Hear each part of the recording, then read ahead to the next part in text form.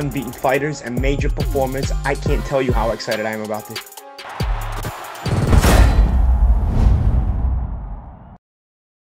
KUGAN CASSIUS IFL TV in association with MTK Global. We're at the press conference here for Saunders Murray, June 23rd at the O2. I'm joined by Martin Murray. How are you, Martin? Yeah, mate, it's alright. Yeah, I'm good, mate. It's good. Yeah, Always good when I see you. Good weekend in Belfast, Belfast. Mate. Yeah, always do. Yeah, love Belfast. Had a good weekend. Obviously, the Barney Conrad, the lads performed well, and obviously we had Tommy performing over here. So it's been, like I said, Barney Conrad. It's been a good weekend for the gym, and I had a good time when I was over there. So happy days. Absolutely. Yeah, this fight was obviously meant to take place about a week and a half ago. Yeah. What did that kind of do? Did that disrupt you in any sort of way? Yeah, obviously it did, yeah. Went over to Tenerife, had a top camp, we was flying. We got back, I think we had just over 4 weeks ago. And then the week after I got the phone call saying the fight was off. So obviously gutted, I had to take my foot completely off the gas, pull myself back a bit. So yeah, obviously it affected my training. But there was nothing I could do. I was left a little bit in limbo. I was, thinking whether the fight would happen, whether it was going to be him and Billy and Golovkin. But yeah, we're here now, mate. June 23rd has been rescheduled, so just happy that it's finally happening. Because, like I said, there was a stage where it was and ahhing that it was going to go ahead. To be fair, I think the date was announced almost very soon after the original one was pulled. So yeah, I think it was, but I think, mate, I've not been told anything, but I think most probably that would have what happened. But thankfully, it's not an meal. Yeah. How much of all this talk of Saunders potentially fighting Golovkin, there was, like I said, there was rumours around him being in for the May 5th date. I mean, Frank obviously squashed them straight away and said that, he's been out injured, he's not going to be ready for a fight like that within a month. And then there was talk of him fighting in the summer. And when that's being spoken about, what's going through your brain? You mean the fact that? Yeah, well, just I've been in this game long enough. I think a couple of years ago it would have affected me. Now, I know in boxing anything can happen. You only have to look at Canelo getting a 6-month ban, which I predicted that he would get, by the way.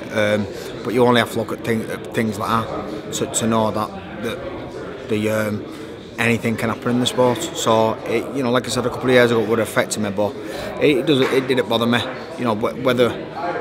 Whether it, obviously, if it didn't happen, I'd have been gutted. But if it did, it's a bonus. And like I said, we're here now, so just happy that it's finally going ahead. I just hope that nothing else comes up in the meantime.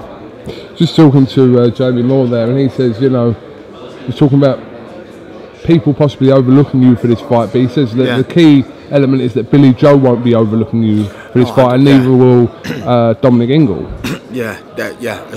Especially. I know Billy won't, but especially Dominic. They both know how important this fight is for themselves, and they know that I'm a real test that stands in the way, and they'll be bang up for it. I know a lot of people go on about, obviously, me and Billy having respect for each other in press conferences and speaking well about each other, but that doesn't mean that he won't be training the best ever training, and I won't be training the best ever training, and on June 23rd all that goes out the window. So I know he won't be overlooking me, because he knows I won't be overlooking him, and it's my last chance. And I'm desperate. A desperate man's a dangerous man, and I've just got to be the best I can be for June 23rd, and just leave it all in there in the ring, which I will do, because I know it's going to be my final chance. Jamie's talking about the winner of this fight should fight the winner of Canelo and Golovkin, but in regards to you, is it you're taking it literally fight by fight at this stage of your career? Yeah, I mean, going back to that, what you just said about all this talk about why my fight's been cancelled, is all talk about Billy fighting Golovkin here, and even now, even though he's fighting me, they're talking about him fighting after. But you've got to plan for things like you have got to talk about fights to big them up and make them interesting to people. But I'm literally taking it fight at a time. Don't get me wrong, you do think, well, if all this goes right, it completely turns my career around. It completely, brings other fights which I wouldn't really thought about back into my head. But I know what's there after this fight, but I'm definitely 100% just taking it fight at a time. Just coming back to Canelo's 6-month ban, obviously you're in agreement with everyone else that... I think everybody knows that it's wrong.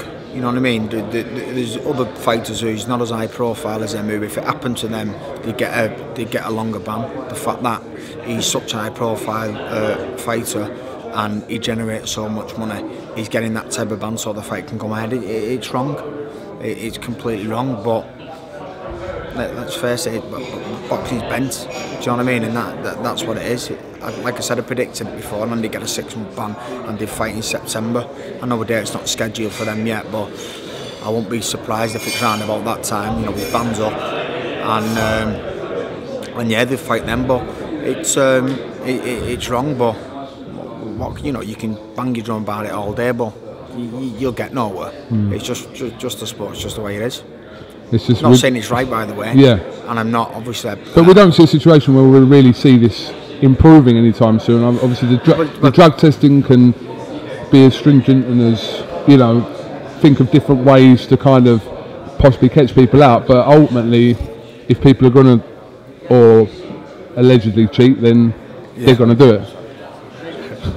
Careful, not in Salford now. But if people want to do it, they're going to do it.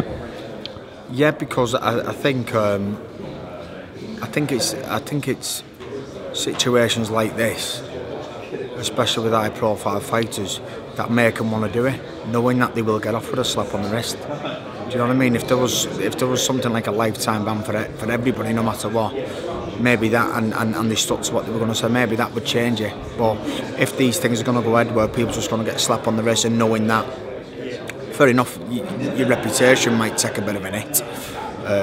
Say a bit, a lot, I don't know how, but, you know, I've lost a lot of respect for Canelo, but is he bothered about that? Most probably not. Do you know what I mean?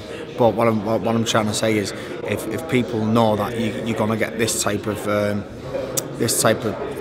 slap on the wrist, this type of ban for something like that, then obviously that's encouraging people to do it.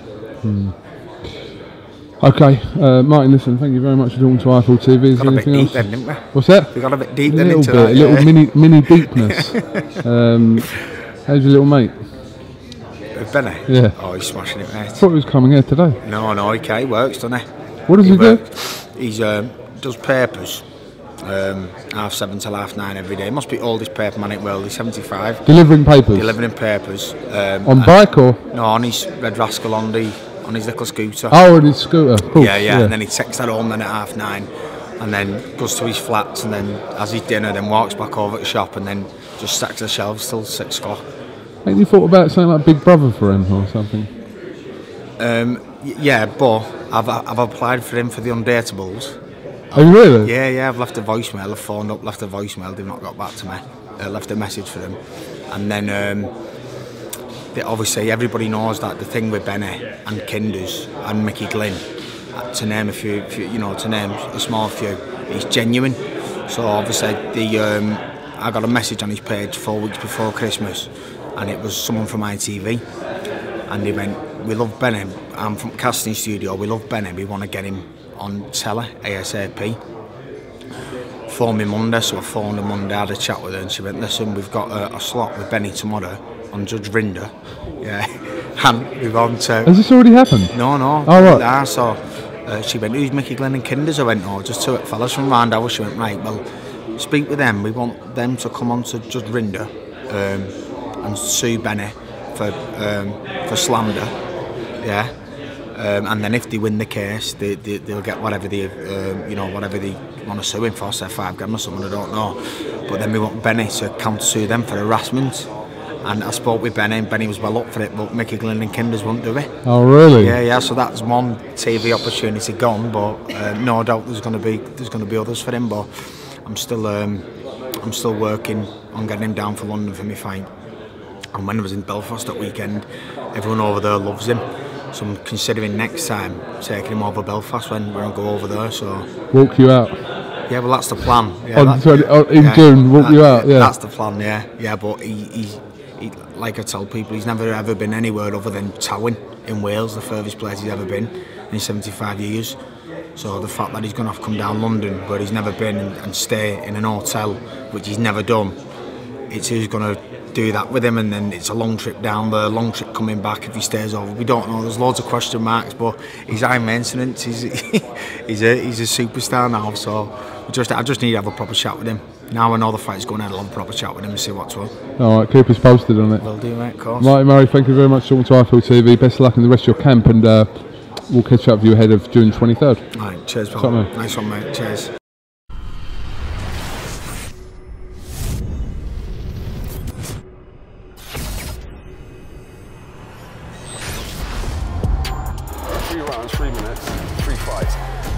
Unbeaten fighters and major performance. I can't tell you how excited I am about this.